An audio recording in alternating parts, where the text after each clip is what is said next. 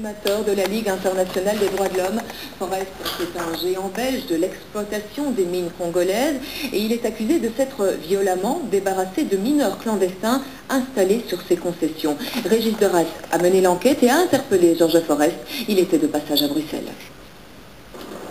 Les bulldozers ne font pas dans la demi-mesure. Leur mission est visiblement de raser de la carte ces modestes habitations. Nous sommes dans le village de Kawama, sur un site minier au Katanga. Les habitants ne comprennent pas. Subitement comme ça, nous nous retrouvons devant le militaire qui vient sans aviser. Ils arrivent comme ça, commencent déjà à brûler, à détruire les histoires. On ne sait pas pourquoi.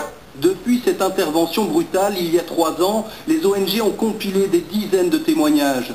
Et sur les flancs des bulldozers, tous ont vu le logo du géant belge du cuivre au Congo, Georges Forest. Il y a effectivement dans certaines mines au Katanga des creuseurs clandestins, ce qui a eu le don d'irriter le groupe Forest International et ses succursales, et donc ils se sont lancés avec l'appui des forces de sécurité, mais en mettant à leur disposition leurs propres bulldozers, quelques-uns de leurs hommes, dans une expédition punitive qui a tourné à une opération de tabula rasa. Les creuseurs et leurs familles dénoncent une opération sans discernement et extrêmement violente. On est dans une espèce de pratique moyenâgeuse, une expédition punitive du Seigneur vis-à-vis de ses manants. Sur le site des mines au Katanga, les creuseurs clandestins sont très nombreux. Ils prennent littéralement d'assaut les concessions. À Kawama, ils étaient, selon le groupe Forest, plusieurs milliers au moment de l'intervention. Au siège du groupe, à Wavre, on reconnaît une intervention, je cite, un peu musclée, mais qui est le fait de la police des mines. Est-ce qu'ils ont agi de manière violente? Moi, je n'en sais rien, je n'y étais pas.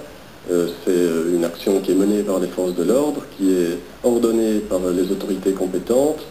Donc, eux agissent comme on leur demande d'agir, et une entreprise privée n'a rien à voir là-dedans. Il n'y a aucune responsabilité de notre part parce qu'on n'est pas impliqué là-dedans. Oui, de certains de nos véhicules, mais parce qu'ils sont réquisitionnés par les forces de l'ordre. Le groupe Forest ne s'estime donc pas responsable des méthodes employées. C'est d'ailleurs un Georges Forest outré que nous avons croisé ce matin. C'est choquant. C'est un acharnement sur un opérateur économique qui est belge.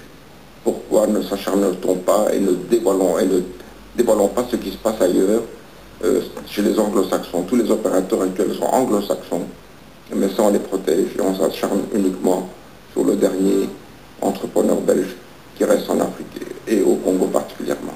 Georges Forest s'estime pris pour cible depuis 10 ans par une ONG britannique et il est à nouveau aux côtés des plaignants dans cette nouvelle action.